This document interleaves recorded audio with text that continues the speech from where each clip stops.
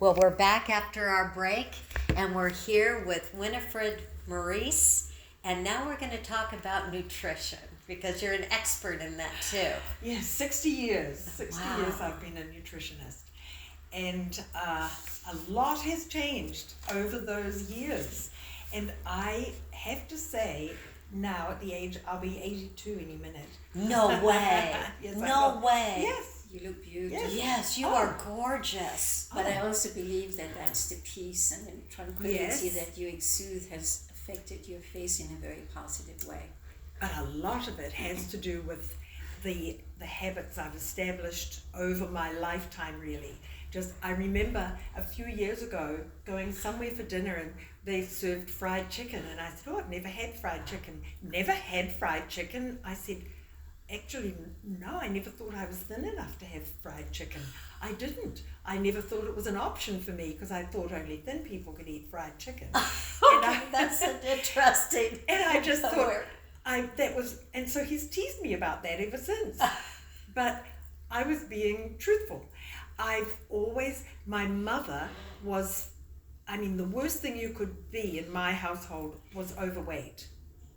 And my mother, Hey, that's a lot of pressure. never, we didn't know about diets or calories or anything like that, but our food was very regimented.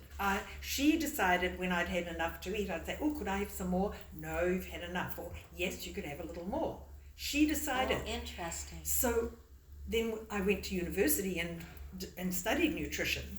And anyway, that's what my degree is in.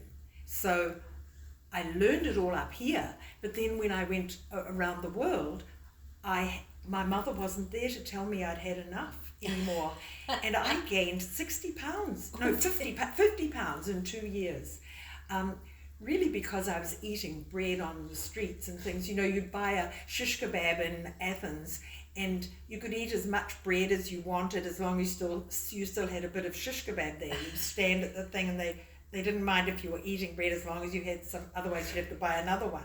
So, I was just making ends meet and doing all of that. So I had to really realize that the funny thing is we eat because of our taste buds and our eyes. We eat visually and we look at something and we sort of already know, oh my gosh, that's going to taste so good. I can't wait to taste it. And a lot of times people eat thinking about the next bite that's on the plate. And they're not really noticing. Once it gets into their mouth, they're not really chewing or really giving credence to what's in their mouth. Now, our enzymes for digestion start in the mouth. And so chewing is vital to chew properly and appreciate the taste of what you're eating. Otherwise, why bother? And we need to take more time with our food and have good conversations in between our eating. Some of us are very distracted while we're eating, or we eat non-stop. I couldn't believe it when they put receptacles in our cars to have Coffee. Cup holders. Yeah. I said, well, I never want a car with a cup holder. That's awful. Why would anyone drink in their car?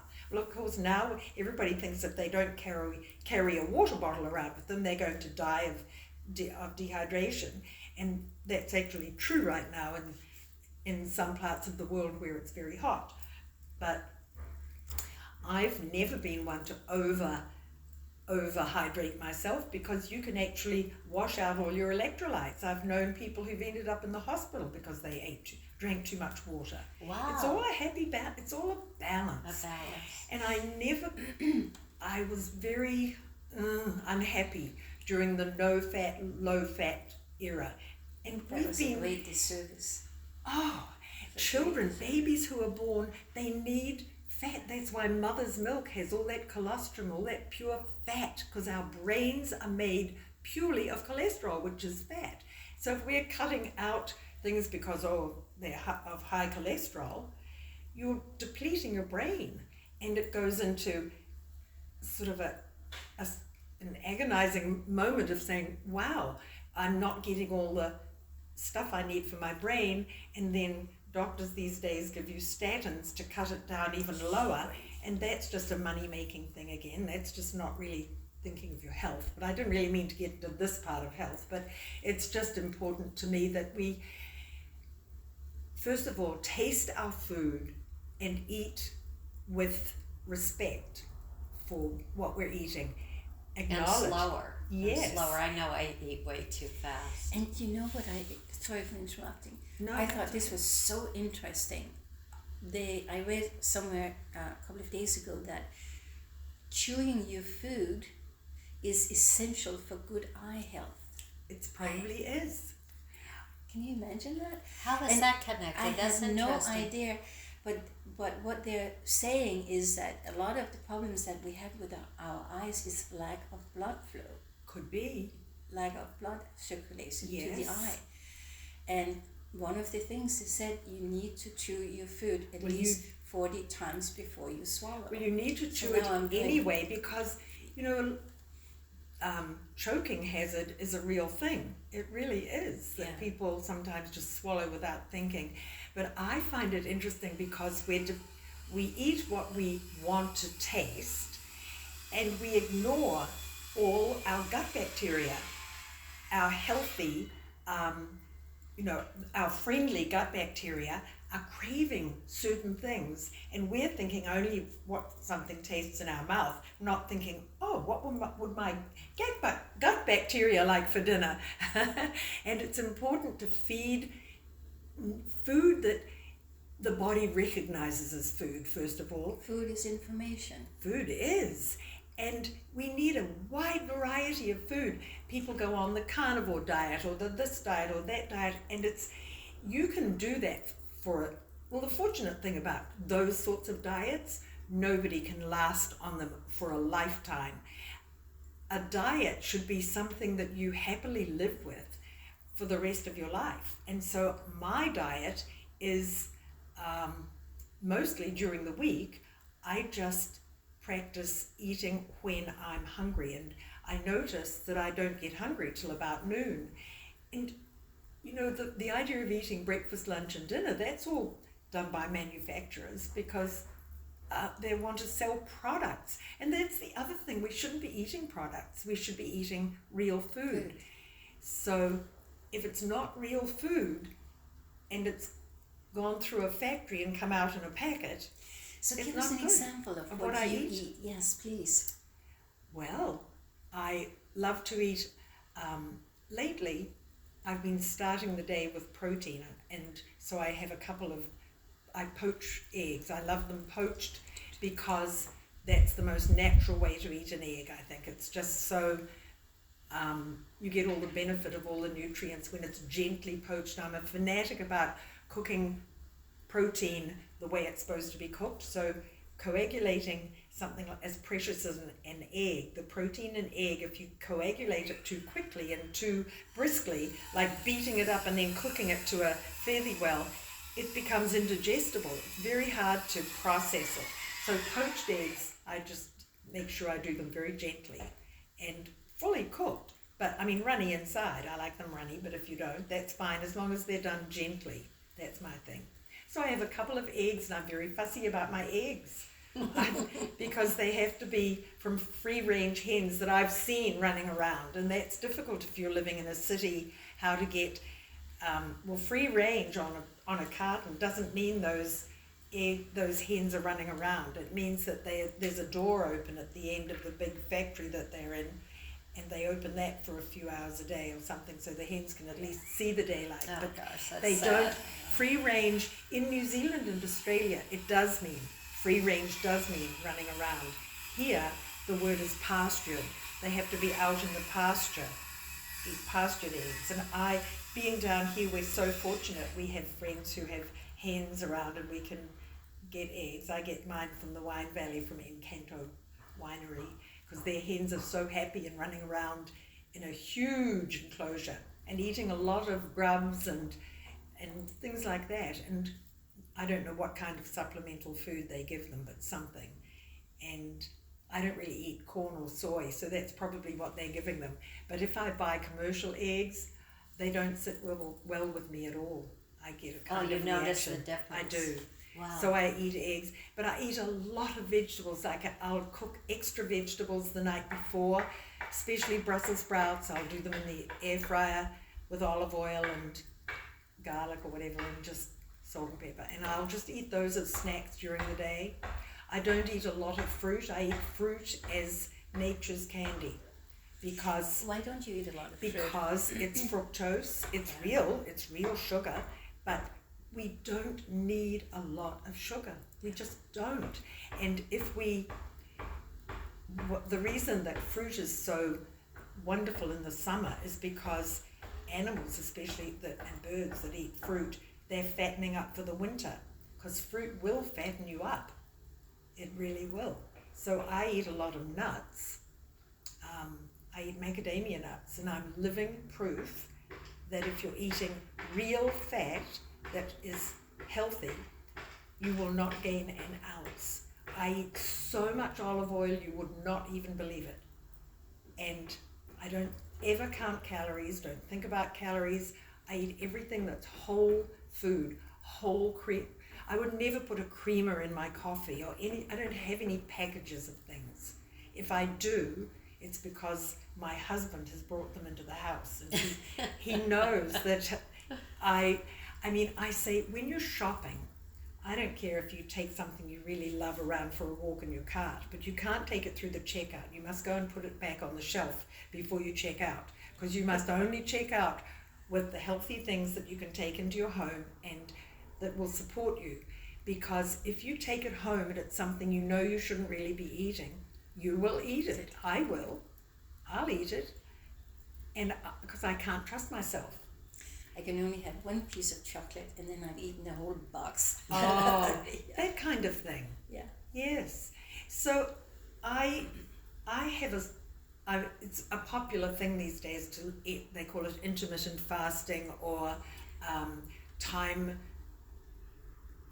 framed eating. So I have an eating window in my day, and I try to finish eating by about 6:30 or something at night, and then I try to leave 3 hours before I go to bed with nothing at all that would impede my sleep. Because if you're still digesting when you go to bed, your brain doesn't get the blood flow it needs to clean out all its old files it doesn't need anymore. Mental hygiene, yeah. Yes, your brain actually gets washed during your deep sleep cycle and cleaned up, so that you can function better the next day. And I also think alcohol affects your sleep incredibly, so that if you are going to drink, I say, oh, you better start earlier in the day. But just try and be and especially for women, we have to be more aware of our drinking pattern, because drinking is a habit that's so easy to get into, especially here in Mexico. My gosh, in New Zealand, if a friend comes over, you just put the kettle on and make a cup of tea. I mean, you see somebody pulling up in their car, you put the kettle on. It's just automatic. But here it's, oh, what would you like to drink? We've got plenty of wine, and it's just automatic. What about meat? Meat, I eat grass-fed only meat. And I eat pork occasionally. I love the taste of pork, and lamb is grass-fed anyway, because I get it from New Zealand or Australia. It's usually grass-fed, and I'm sure the lamb in Mexico is grass-fed too. And let's see, I only eat wild-caught fish, because the fish in those round tank things are eating all kinds of products, and they're swimming around in their own defecation. It's just not, I just find it a terrible atmosphere for any living being to be in to begin with, but I don't eat any of that. I'm not fanatical about organic, especially in Mexico, because we don't use the severe sprays that they do in other parts of the world, especially in the States. But for example, bananas, at Trader Joe's, for example, you can get organic bananas and regular bananas. I just get regular bananas because I don't think anything can penetrate the thick skin of a banana. So I don't worry about that. But if it's a green leafy vegetable or lettuce, something like that, I often do buy organic. And also I just do the best I can every day. I'm not fanatical. Not pressuring yourself. Right, because life is too short to say, well, I can't eat that or I won't eat that. When I'm out, I will eat and enjoy what is there. And the thing, if you actually feel terrible after you've eaten something, I mean, emotionally, or sort of you feel guilty, oh, I shouldn't have eaten that, then that negates what the food can even do for you. Just be grateful for whatever you do swallow and let it be. And know that tomorrow's another day. If you've eaten a great big bit of carrot cake or whatever, it's fine. Just, we have to live and enjoy every moment. So you undoubtedly know of the Friends connection. No. The Friends eat a lot of fat and rich things, and my understanding is that they don't have the guilt feeling that Americans have. No. And that makes all the difference. It does, and they eat slowly, and they drink wine, they're relaxed, and they're not eating in their cars, they're not eating at their desks. They don't have stuff that you don't even know, yellow flavored gizmos or whatever that they're putting in their mouths. I don't even know what half that stuff is, because I wouldn't put it in my system, because I'm respecting my gut bacteria that would then say, what the heck are we supposed to do with that? Oh no, now we have to figure this out. And so I think we make things difficult for our bodies, and we have to respect that this is the only vehicle we have to get around for this lifetime. And if you want to live a long life, the only point is if it's a healthy life. If you are absolutely incapacitated but you're still here, the quality of your days is all gone. It's a long life is meaningless. So what do you eat for your gut bacteria? For my gut bacteria love sweet potatoes, for example, better than regular potatoes.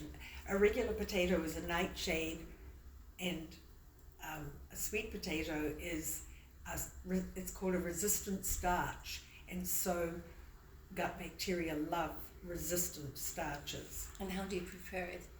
I sometimes make French fries that I do in the air fryer. So I use olive oil or avocado oil. I really only use 3 oils, mostly olive oil, some avocado oil, and some coconut oil. That's about it. But you shouldn't be buying any other kinds of oils in the supermarket that have been heated and just changed in their qualities. It's just so extraordinary because the earth is so generous with everything. Yes. And we just take it on ourselves to convert it into something else that really doesn't agree with us. I know. And the sad part is I don't think that we're cooking the same way we used to. The way our mothers were at home cooking meals for us. Mothers today are out working and they grab something on the way home, or kids will come home from school and heat something in the microwave. I say there are 3 screens that have really affected the kids today. The microwave screen and the TV screen and the computer screen have really changed the way we live our lives. Yes, I agree with that. And so, and not always for the best. Right. So kids, when they're used to growing up and getting their own snacks after school, and they get something that's just quick and easy, and they eat it and it's a product, it's not a nice fresh apple, or maybe it is, but often it isn't. And then they go away to school without any skills for cooking, and they don't know how to cook. And I think we need to get back to basics and start teaching our kids how to cook. My oldest sister gave all of her children a cookbook she wrote out all their favorite recipes that they've had growing up. How wonderful. And gave it to them so they could take the cookbook, and they already knew what it tasted like, and they'd be able to just follow the directions and make it. That is a wonderful It gift. is.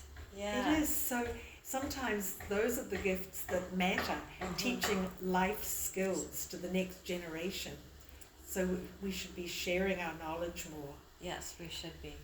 I found it interesting what you said about low-fat diets and not liking that, but also how fat is so important for the brain. Do you think that there's a connection with Alzheimer's with regards to that?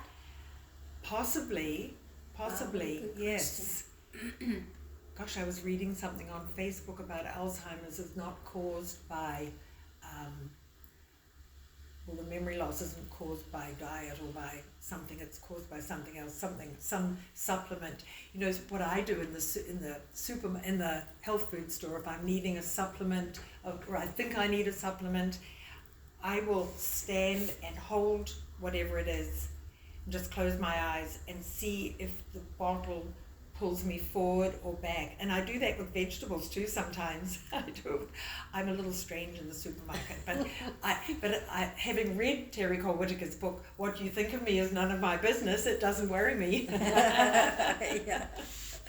But it just gives people a conversation to have later when they get home. Gosh, there was a weird woman in the supermarket today. She was gripping onto the She was caressing the product, and then she didn't even buy it. Yes.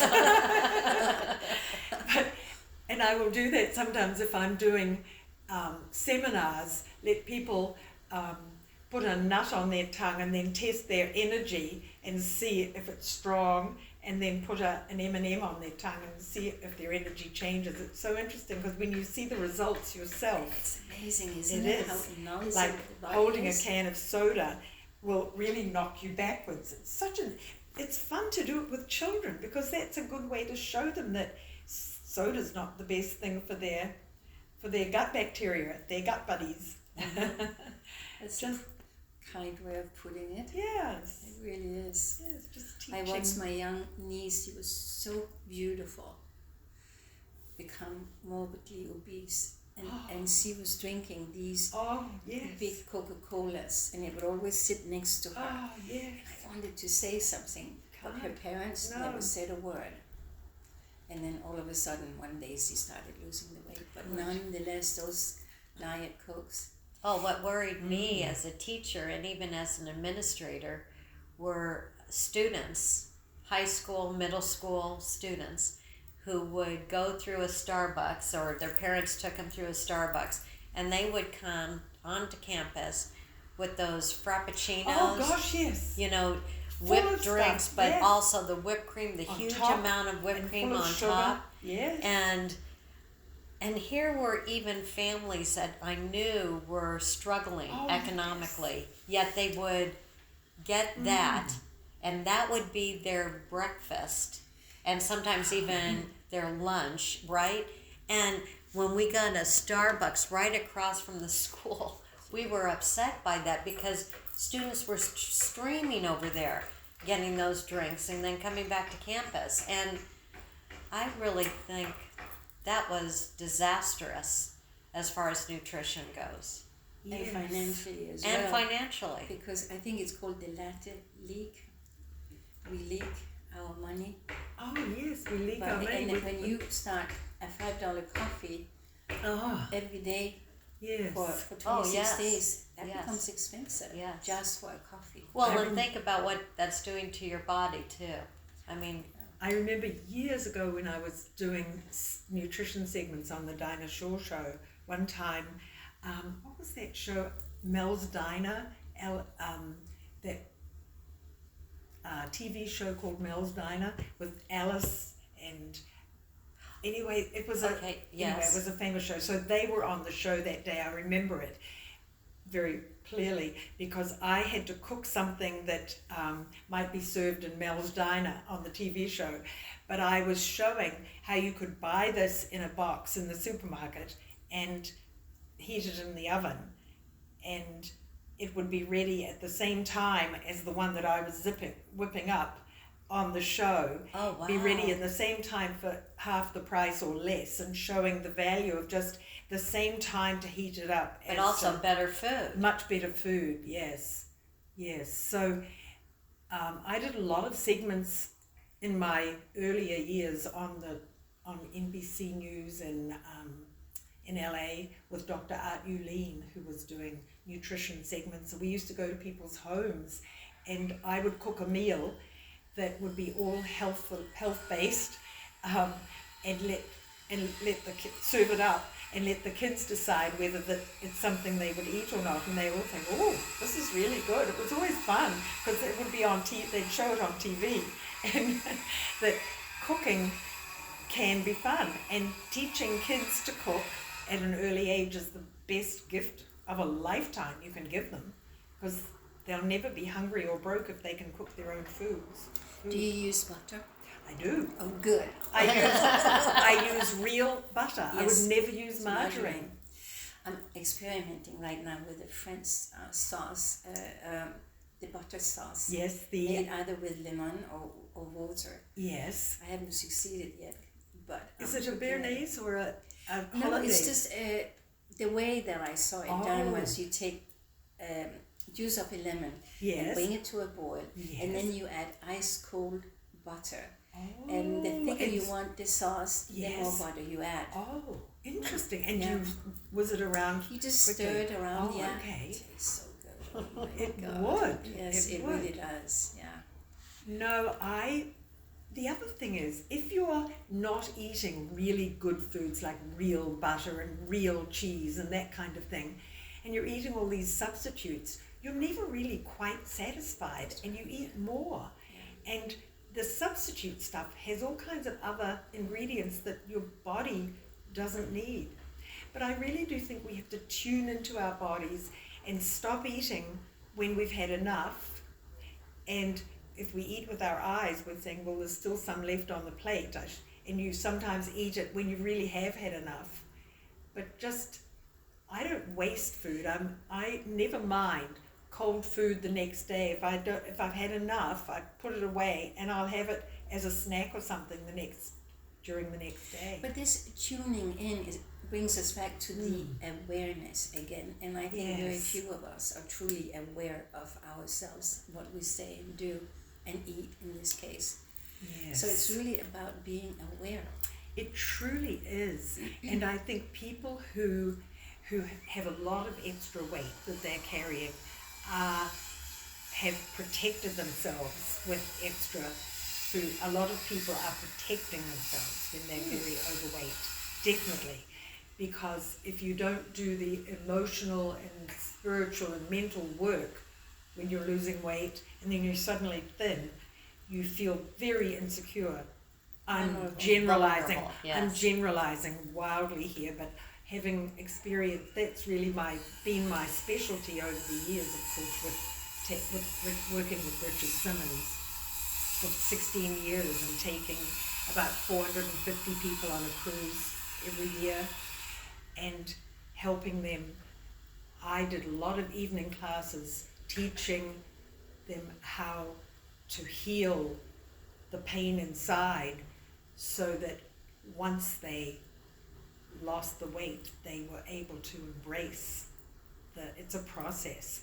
So, and a lot of people now who are using these new GLP things to lose weight, a lot of people will suddenly find they're not ready to be this thin this quickly. It's And very, the weight comes back afterwards, doesn't I it? think you have to keep using it. Ooh. Yes, I know. I know very little about it. I haven't really studied it, knowing it's not something I would want to do. But I do think there's a lot of pain with people who try for years to lose weight, and it's not just about eating less food. It's really the psychological need to hold on to something that they haven't dealt with. It really is. Yeah, There's that's a lot of interesting. that. Yeah. Well, that's a conversation for yet another time, I think. Yeah, that would be a powerful conversation to have. Yes. Thank you so much for today.